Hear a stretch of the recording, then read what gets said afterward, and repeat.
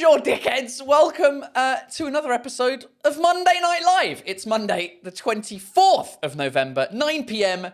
French time. And I'm happy to see you guys. I'm here live on YouTube, Facebook, Instagram, Twitch, all of them, except for TikTok, because I can't be live on TikTok at the same time for some other reason. I don't know. So hello. I hope everyone's doing well. We got Russell Mantle. Hello. I'm only seeing your username. So on YouTube, the people on YouTube, I can only see your usernames for some reason. Anyway, I hope you're doing well. How are you? Cheers, everybody. It's great to see your lovely smiling faces in your things. Jules Barrydox is in the house. Hello, Barrydox. How are you? Good. Oh, J. Cat Koss is in the house. Hello. How are you? And you guys are on Instagram. So good. Instagram's working. That is good. And I'm sure Facebook is working as well. Coucou Paul du sud de la France. Brr, brr, represent. Salut du nord de la France-ish. Paris is north, isn't it? Technically, it's north of the south. Where in the south are you? Quinto. Pokraj says, I'm barely awake, so don't mind me. What time is it where you're at, Pokraj? Where are you? Maurice Rosatelli. Vabbè. Morris, don't move. Check this out. Hold on. Morris is a friend of mine from my old job at Apple. And we did, when we used to work at Apple, we were training instructors. We would train different people. This is from Madrid, 2010, when we opened up one of the Apple stores in Madrid. Morris Rosatelli. And everyone signed my ball. Which ball, Paul? Wait, there he is. Morris is up there. Morris. Vamos Italia. I hope you're well, mate. It's great to see you on the live. Anyway, I hope we're all well. What's going on? Let's chat. Let's have a chat. Can you release another ticket for me in Lyon, please? I beg you. I wish I could. I don't think there are any tickets available for Lyon in 2 months. Is it in 2 months? What month are we? November, December, January, February. 3 months. All right. Hello, alors ces bières, est-ce que tu as commencé à les boire? Yeah, so if you didn't see my social media, my wife bought me too many beers, and I am currently drinking one of them. Yeah, I'm drinking 2 of them because in order to fill a pint glass, I needed to get 2 of them. So this is 2 out of the 80 beers that my wife bought me. Because I wanted 2 boxes of beers, and she bought 2 literal boxes of beers, like 80 different beers. Well, there's 2 types of beers, and there's 40 of each beer. So yeah, I'm currently drinking them. So cheers. Who else? Who else is there? Morris. Oh wow, si, vabbè. Everyone signed my ball, Yves Stadler. Good thing we had the picture here. Yeah, people just listening to this. No one's just listening to this. This isn't an audio podcast. It's a video. So hello on Twitch. Hello. I'm new to Twitch. I don't know what to do. Jala198. I'm posting everywhere at the same time, and Twitch is apparently the place to do lives, but no one follows me on Twitch, so I don't know how it works. I know that people get millions of people watching their lives on Twitch, but fuck it, I'm too old. I'm too old for that shit. Linda Wonder Woman asks, how was the race on Sunday? Oh, great question. Yeah, yesterday I did a 10-kilometer race for Cardio Challenge Heroes, which is a charity run that was organised, and I got to be a part of it, and I ran the race, got my little medal. It's called Cardio Challenge Heroes because it's basically raising funds to train people on how to perform CPR in case of cardiac arrest. If you see somebody in cardiac arrest, so you learn how to do CPR, which is great, and you get to race. So I did a 10-kilometer race, and it was fun. I enjoyed it. I went too quickly. I wanted to not go quicker than an hour because here's the thing: if you've never been to a running race, if you run, listen, if you don't run, I highly recommend you go to a race, like an organized race. Even if you don't run, just do it. Like there's something, it's not the running. The running, everyone's like, oh, runner's high. Oh, you get high when you run. I don't. I hated running for my entire life. I hated running. I would watch these idiots in the park and be like, why are you running? It's the most boring thing I can think of is going for a run. But I think when you're younger, you don't care. You have those thoughts. When you're older, like I'm getting old, you crave the time on your own to just be in your own head. And in the last 2 years, I got into running thanks to the Olympics in Paris. They invited me to do the marathon. And anyway, the reason why you should do a race that's organized where there's loads of people is there's an atmosphere and a feeling that you get inside of you that cannot be replicated when you just run on your own or when you run with friends. And even anything else, like I've mentioned it before, but it is the closest feeling that I've had to being on stage doing my shows with thousands of people. It's the same thing. You're running with thousands of people with you and on the sidelines. And it's just there's just a cool vibe. There's a thing inside of you that you're like, oh, I'm doing something good for my body, and people are cool, and you're pumping up people who are slowing down and they're really struggling. You're helping them. You're like, hey, it's gonna be okay. Go for it, crush it. You've got people on the sidelines in the cold shouting your name. It's fun. It's something you should experience. If you don't run, go to your local marathon and just be a participant and hang out, and you kind of get a vibe doing that. But when you're actually running the race, that feeling is the whole thing. So anyway, because I'm training for some marathons next year, I didn't want to go too quickly on my race. So my goal, as kind of a fun goal, was to do exactly 60 minutes, exactly on the dot 60 minutes, 10K. And I went out too quick, and then I tried to slow down, and I didn't slow down enough. I mean, I could have technically walked across the finish line to get 60, but when there's people cheering you on, you can't just start walking. So I messed up my timing, so I did it in 59 minutes and 35 seconds. And my legs feel a little tired, but great. I'm going running again tomorrow, and that was the main goal, was not to injure myself. So the race was pretty good. Shout out to anyone who runs and races. Will Downing says it does wonders for mental health. Any snow on Friday in Paris? Yeah, it snowed a little bit. On Friday, no. On race day, on Sunday morning, yesterday morning. Is Sunday yesterday? Yeah. Yesterday morning, it was snowing. This is the snow formulating in the back house here.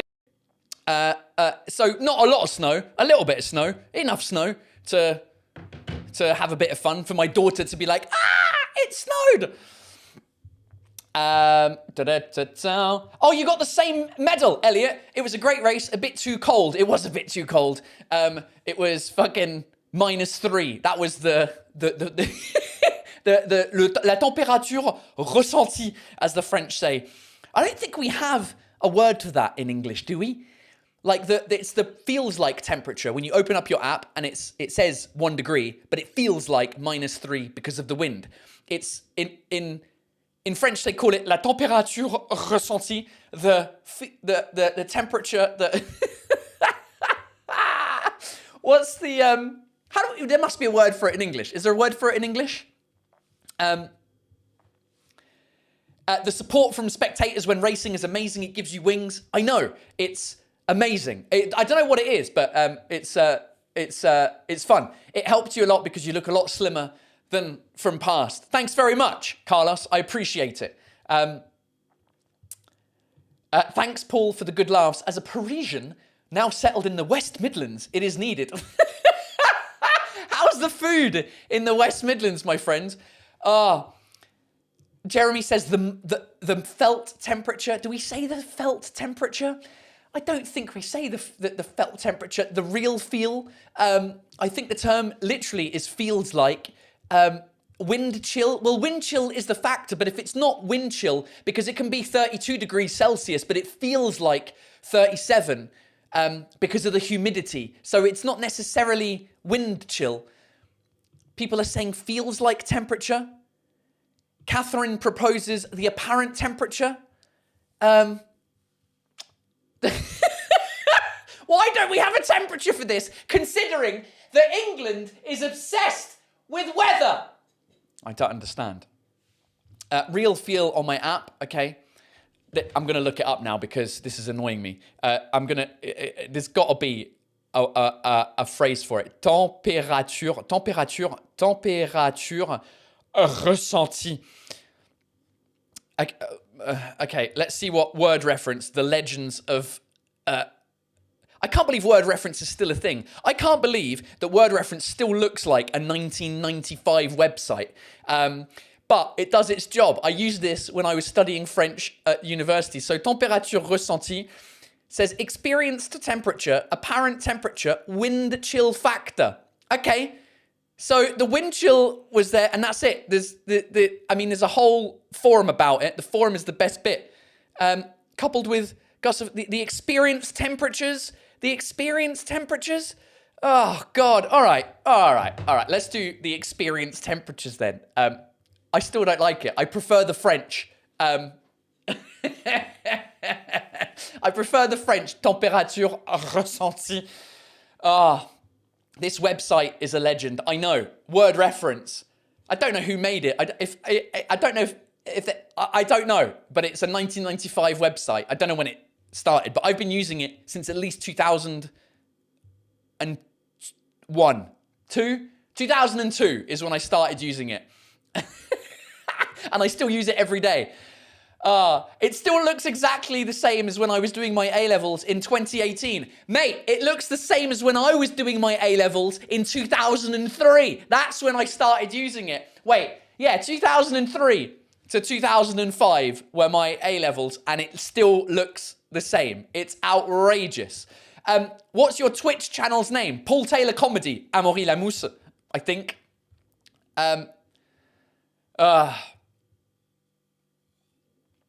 Look at it. You all love WordReference. It's the best one. It's so much better than any of the Google Translate or what's become pretty good. ChatGPT for that kind of stuff. But ChatGPT is good for and Google Translate for full phrases. Like if you copy and paste a whole French document, it's good at doing that. But individual words like température ressentie. The hair. I need to get a haircut. I am getting a haircut tomorrow. So yeah. Anyway. I started in '99, high school sophomore. Okay, but is that when the website was going on? Matt, when we argue with my British wife, we end up on WordReference to finish the argument. That sounds like me and my wife. Yeah, it's pretty much the same. Although now, what we'll do for fun is, when my wife needs something, because obviously the whole house, I've set up the house to work with Siri in English, and now that I've said it, she didn't wake up. Good. And the thing is when the bot, the speaker is set up in English, you can only talk to it in English. You can't then talk to it in French yet. I'm sure that's coming at some point. But it's monolingual. So you can ask it to translate from English to French. So I can ask it to translate a word. And let's see if it works. Hey Siri, translate. Oh no, because I can't do it. Don't worry about it. Stop. Shut up. Sure. Translate into which language? German, Spanish, French, Italian, Japanese, Brazilian Portuguese, Russian, or Mandarin Chinese? French. In French. Oh no, cause I can't do it. Don't worry about it. Stop. Shut up is. Oh non, parce que je ne peux pas le faire. Ne t'en fais pas. Arrête. Tais-toi. I don't know if you heard that, but that was good. So yeah, you can talk to it in English and it will translate to French, but you can't translate from French to English unless the whole thing is set up to work in English. So it's pretty fun. Anyway, Amole Pulpe, hello there. Hi, how are you? On Twitch as well. I'm doing well. I'm excited. When do I come to the northeast of France? Northeast? Is there a northeast of France? Isn't that Belgium? Where's northeast? Strasbourg is like east-east. Northeast is between Lille and Strasbourg, which is what? What's northeast of France? I've never heard anyone mention the northeast of France. Maybe I'm mistaken. Oh, okay. Luxembourg, yeah, well, Strasbourg is east-east. I mean, it's technically northeast. Metz and fucking Metz, do you know what I mean? Brussels, that's in Belgium. Where's the border? Lille. Is Lille northeast? No, Lille's just north-north, isn't it? There's no big towns northeast, apart from Metz and Nancy. Is Nancy technically northeast? I don't think so. Reims, Reims, where they make the champagne. I mean, technically, if you look at a map of France, it's northeast. I mean, Paris is almost northeast. No, Paris is just north-north, central north. Not as far north as Lille, but it's still north. If you put a cross in the middle, do you know what I mean? Like, and it's like people who say that Clermont-Ferrand isn't in the south. I mean, if you do a north-south line, Poitiers there, this city here, where are we? Poitiers? Poitiers, that's in the middle of the country. Anything south of Poitiers technically is south. I mean, Limoges is pretty... No, Limoges is still south of the north-south line, right? So northeast, Reims and Metz are the two ones that are suggesting me there, and Lille. So no, I'm not. I'm going to Lille. That's the furthest north I'm going. And I'm doing Strasbourg as well. So you'll have to meet me either in the north or the east, but not in the northeast. Paris is the center. No, it's not. The south line is the Loire. Well, the south line is the middle of the country. I don't care what river's going through. Do you know what I mean?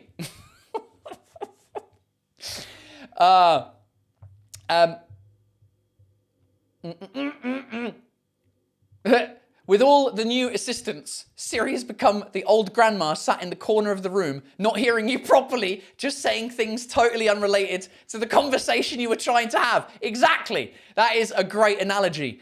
As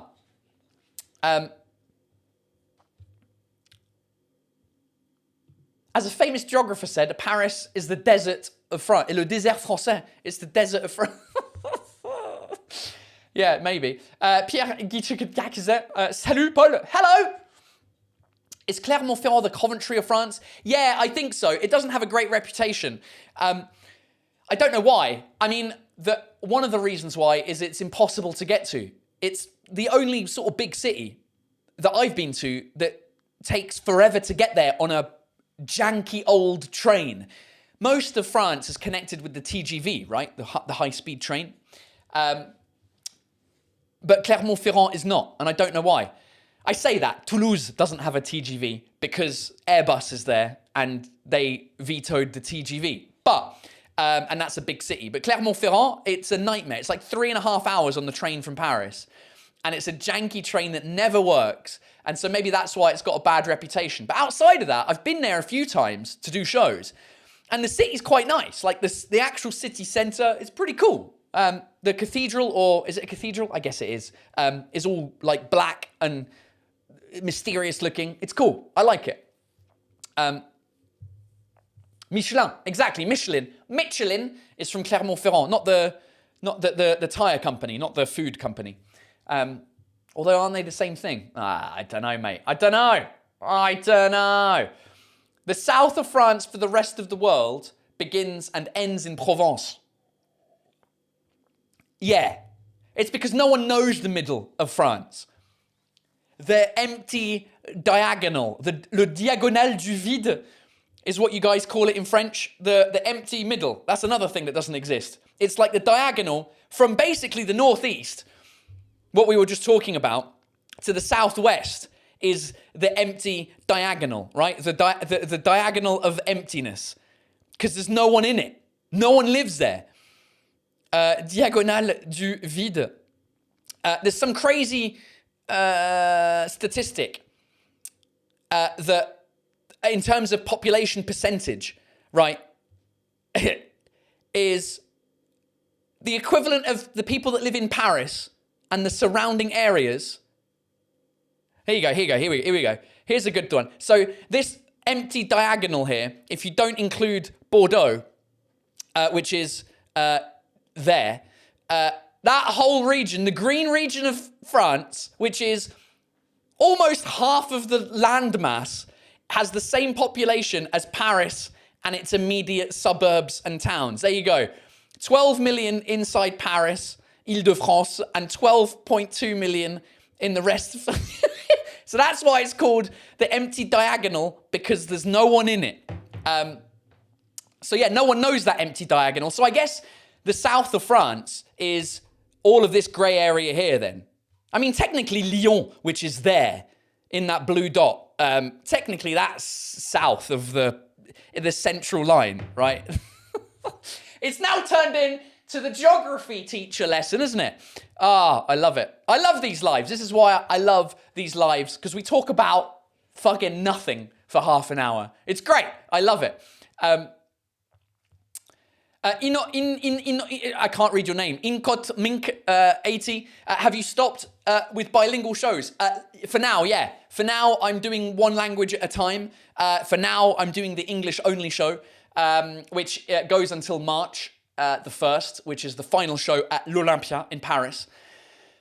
And then we'll see. Then I think I will probably try and do something like both, like an English show and a French show, like together, but different, like separately, not in the same 1 hour show.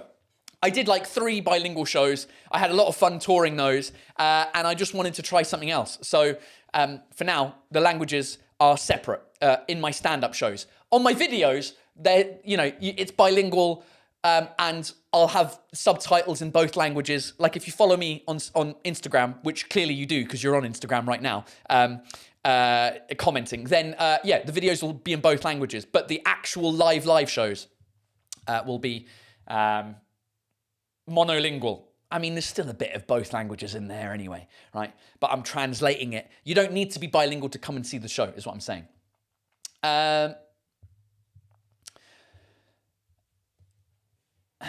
What else do we have?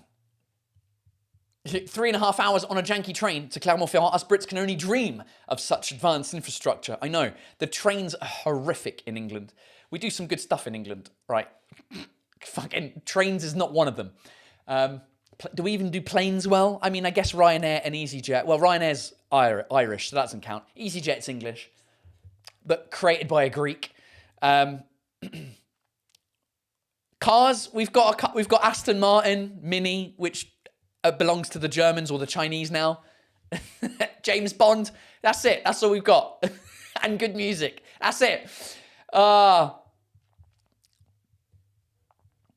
Le TGV grande vitesse, rien à voir avec le high-speed HS2 in England. Yeah, the only high-speed train that we have, I mean, I don't know, well, the HS2 goes to Manchester, does it? I don't know. Birmingham? No, Birmingham. It was supposed to go to Manchester, but only goes to Birmingham. There's the train going down to see my mum in Canterbury, from London to Canterbury. Fucking Mother Mary in Canterbury! Hi, Mum. That is high speed because it uses, I think, a similar line to the Eurostar. I think it's the line next to the Eurostar, or it's the same train as it's the same line as the Eurostar from, I think, I don't know. Anyway, so that works fast, and that's it. If I was forced, Lauren Lanham, to move somewhere else in France, where would you choose? Oh, that is a great question, because we talk about this all the time with my wife, because we're kind of fed up with Paris and the surrounding areas. It's just people are angry all the time, and I'm angry enough. I don't need extra anger, right? I'm angry that my wife bought me 80 beers instead of 8, right?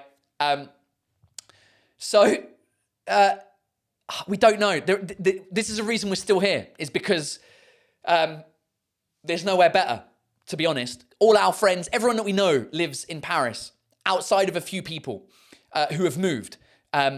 Sebastian Marx being one of them, he moved to Nantes. Who else do we know who's fucked off? Virino, the comedian, he has moved to another place, Angers.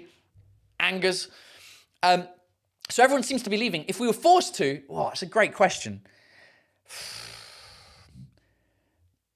If it was now, if it was immediately now, it would be, if it was another city, it would be Lille, up north, because it's closer to my mum.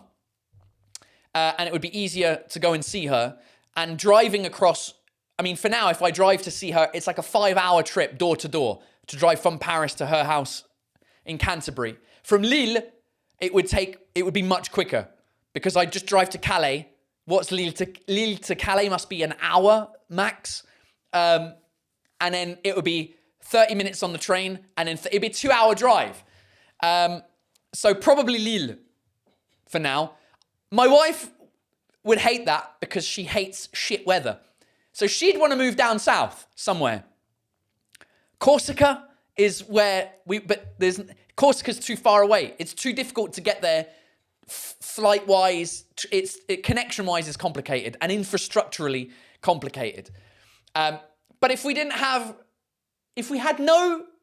to work, if my wife and I didn't have to produce my stand-up shows and these fucking videos, then in the middle of nowhere, it wouldn't be a specific town or village. It would just be in the middle of nowhere. There you go. That's a long answer. Or we could move to Brest, as GLA198 says. Come back to Prague. I will, at some point. I will come back to Prague avec plaisir. It'd be amazing.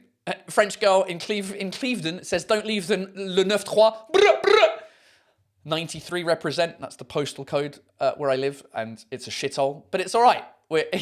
I get to have this studio at the end of my garden, which has snowfall on it when it snows. So it's okay. You can't have everything. I can't be complaining, except for the pricks that are outside on the street and around the area that we live.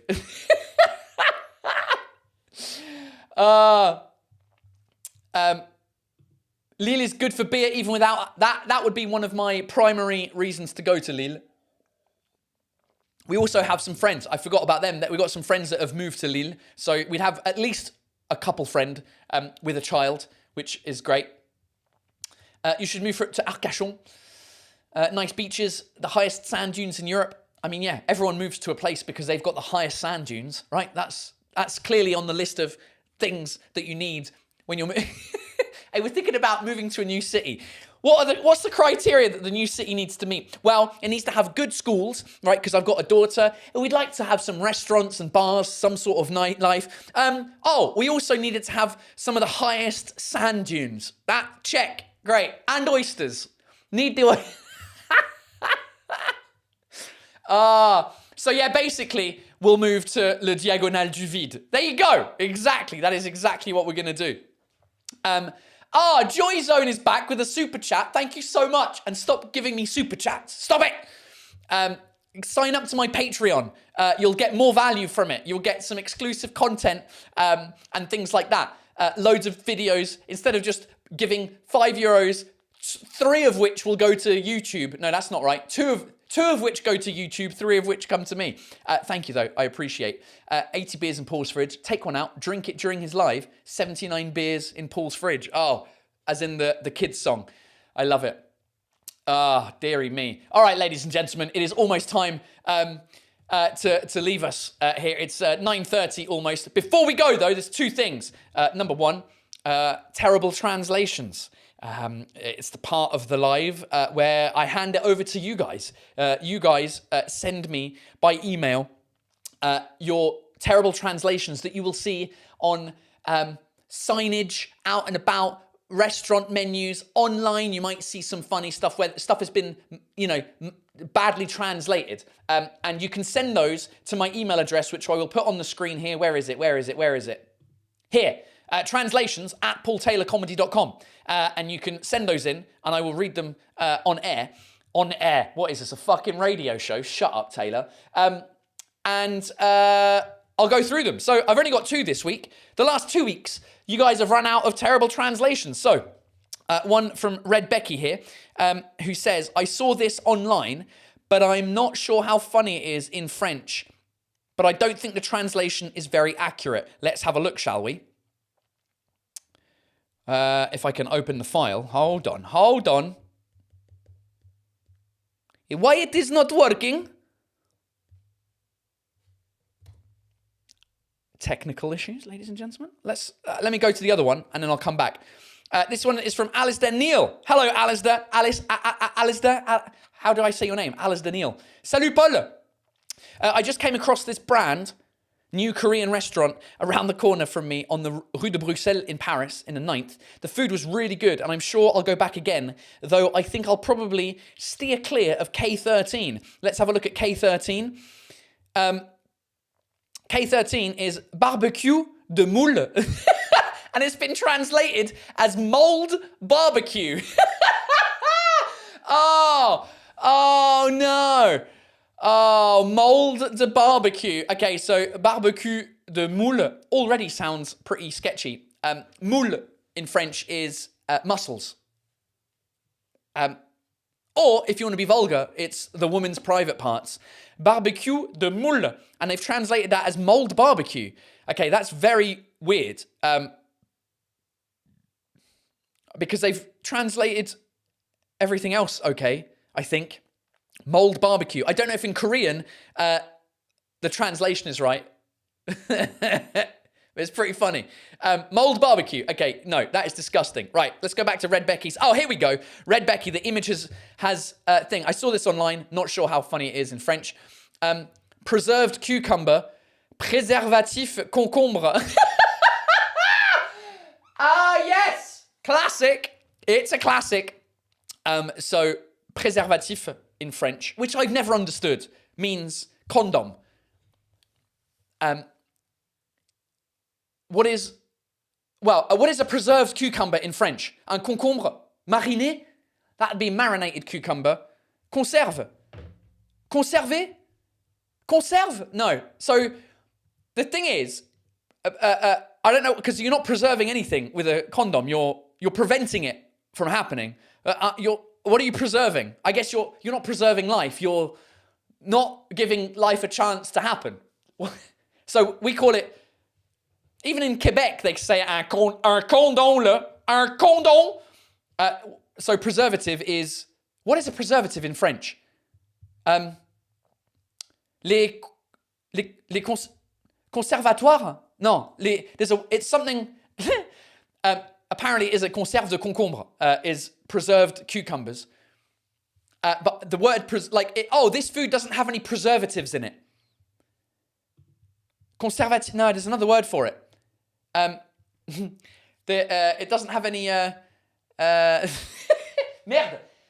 Tu sais, ouais, mais au moins cette bouffe-là, il n'y a pas de préservatif. Non, il n'y a pas de conservatif. No, what is it? Here we go. Hey Siri, translate preservative into French. In French, preservative is agent de conservation. Agent de conservation. Everyone's saying conservateur. Great. And that is not a political party, the Conservatives. Conservateur. Thanks, everyone. So if you want any cucumber condoms, that's actually funny as well. I didn't even think about the fact that obviously, what can you put in a condom? You can obviously put, the thing that you normally put in there, or you can put a cucumber in there if you fancy a good night in. Oh, this video's getting demonetized. I don't give a shit. Anyway, so that was terrible translations. If you have any, send them to me at translations@paultaylorcomedy.com, and I will read them out every week because it's fun. I love it. And the last thing that I'll leave you with before I head over to see my Patreon crew, because on Patreon, I keep talking to you guys for another half an hour because you guys are absolute legends, the ones that support me and buy me virtual beers. Although with my wife buying me all of the beers that I have, I don't really need any more. But you can support my channel through Patreon and you get exclusive content and I hang out with you for another half an hour. But before I do that, I am going to show you a preview of the video that I'm going to post in 2 days on social media. It's the series that I've called No Bullshit English, which is where I make fun of French people saying an English word incorrectly. And that's it. And it's a 1 minute thing. And it's, you know, it's to make fun. It's to help French people learn English, basically. So today's episode is one from it's a classic from the old days, but I haven't done it in this format. Wait, did I show you this last week? Le pressing, did I do that last week? I don't think I did. Because the last one that I posted was one again. Oh, the first one I did was footing, right? Which was part of my show ages ago, and I never did it in this format on a video. This one is le pressing, the pressing. So here we go. I will be posting this in a couple of days. But you, since you're live and watching this now, you get exclusive access to it because you're legends. Right, let me mute myself so there's no echo and we'll get on with it.